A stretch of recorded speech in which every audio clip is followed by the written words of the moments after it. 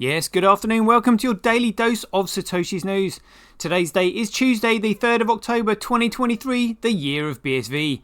Buy BSV.live, the best place to buy Bitcoin SV online, the original protocol and genuine Bitcoin. Here we go. Let's get into the news today. Look, can you believe this? Can you believe what we're looking at here? So this is the @Satoshi moniker on Twitter or X, whatever you want to call it. Now got 61,000 followers. And everybody is suspecting that Craig, who is the inventor and creator of Bitcoin and the man behind the moniker Satoshi Nakamoto, has finally got back control of it. And would you believe it? Like underneath here,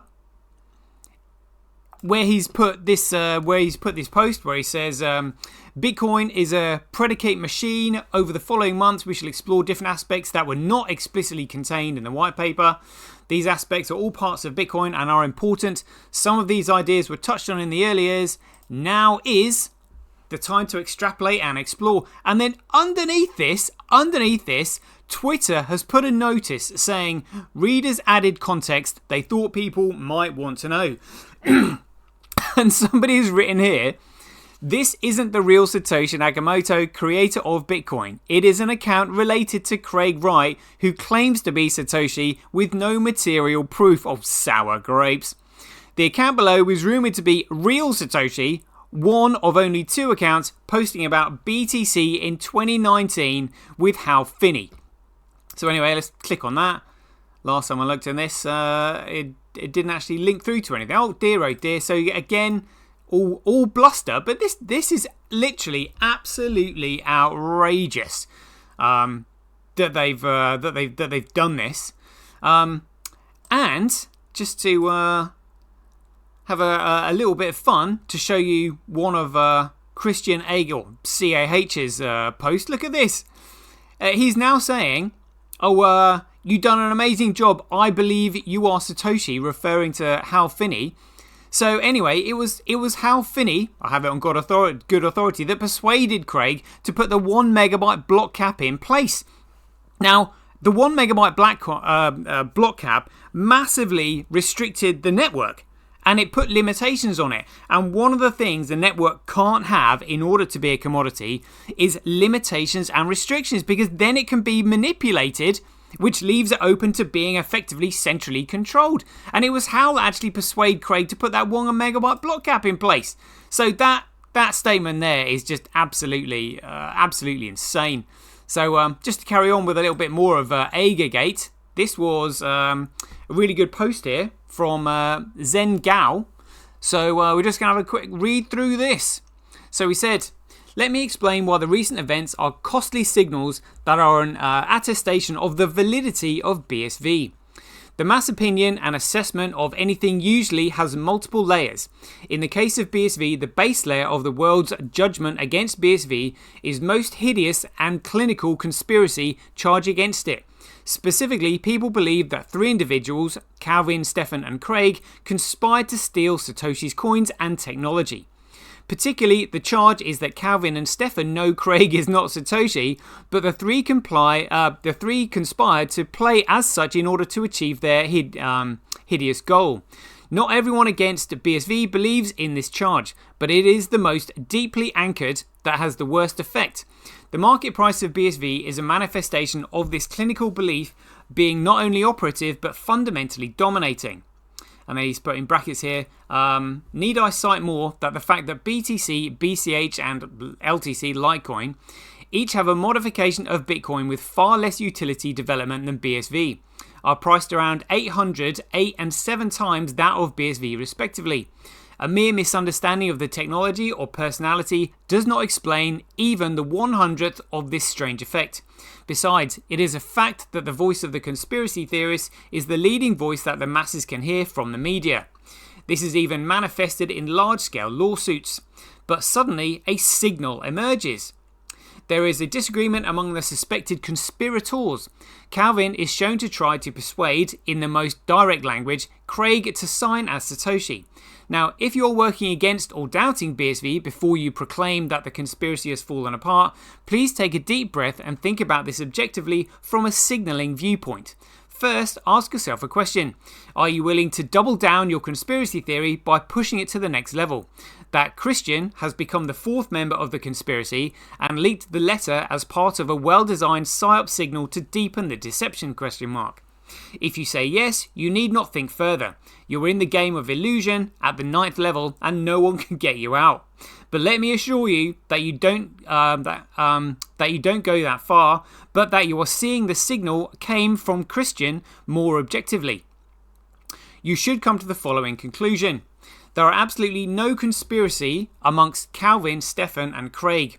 The new signal, which is costly, see below, clearly indicates that Calvin firmly believes in Craig's Satoshi identity, but he's losing confidence in Craig's insistence on a particular method of proving identity without signature first. Craig's insistence on this has a reason. It is based on the correct principle that legal identity cannot be proved by digital signature that is not legally and certainly associated with the identity in the first place.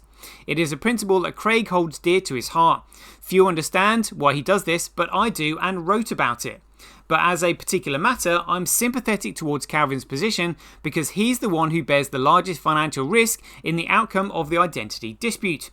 Calvin is a prudent and successful businessman, while Craig is a quixotic scholar, idealistic savant, eccentric genius, and many other things, of which businessman constitutes only a small portion. Hence the conflict. But the fact that even Calvin went along this far with Craig's stubborn insistence on proving identity first without a signature should tell you their relationship is built on a genuine agreement on truth rather than a conspiracy. Finally, let's look at the cost of the signal. The signal comes from Christian at the extreme high cost. First, one needs to assess the value of the signal by putting himself in Christian's position with his motivations. Second, one needs to differentiate what is objective and what is subjective.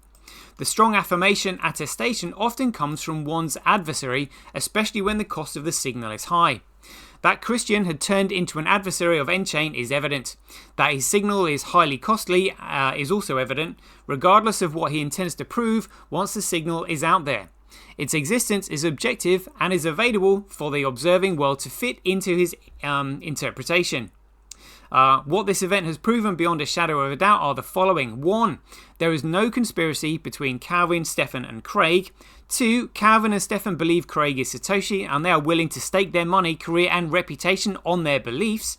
3. Calvin's support for BSV technology and ecosystem is unreserved.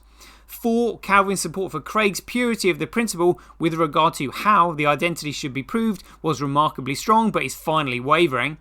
And 5. Christian had his own plan for nChain and BSV, but his plans conflicted head-on with Calvin's. Frustrated, he went bonkers. As to exactly what his plan was, outsiders can only speculate, and I only wish to say that I do not believe Christian is part of Copa conspiracy, at least not a conscious part of it. Everything else is just speculation because the weight of the costliness of the signal can go either way, and the evidence can be explained both ways. Applying the new event to the Byzantine probability estimate, we have a new iteration and increases the credibility of BSV. Perhaps some are already getting the signal. I don't care what price speculators think about genuine Bitcoin. Get in there, that is what it is, BSV. But I do care about what developers, entrepreneurs and real investors think. From the latter viewpoint, I say bullish. Get in there. What a great piece that was. So I'm just going to play you this one from Klaus Schwab getting sour grapes on Elon Musk. The statement above this post is, Klaus Schwab labels Elon Musk a dangerous extremist fuse in the internet. Have a listen. And you are presenting new ways to minimize the spread of misinformation, and you want to combat dangerous extremist views in the internet. Dangerous extremist views in the internet. He's getting worried just because people are seeing the excess deaths all around the world going up. I wonder what could have caused that. Nothing to do with you, Clash, pushing your medical intervention, drug dealing, absolutely outrageous. Anyway, let's have a look at this. So this is a BSV versus BTC chart. Look at those green candles. This is hilarious. And look at this. This is a coin cap. This is on the monthly view. Look, it just goes straight up. That's hilarious. This is on the week. This is just today. And we'll just have a quick look at the CoinDesk chart. So that's on the, I think that's on the, that might be on the month. Let's have a quick look on the week, see what happens. Oh, look at that! Yeah, up and away. That's hilarious. So it's now $40 on CoinDance. My goodness me. There we go. Right, a little 10-minute show. There we go. Hope you enjoyed it. As ever, be aware, take care, stay safe out there, and we'll see you in the next one.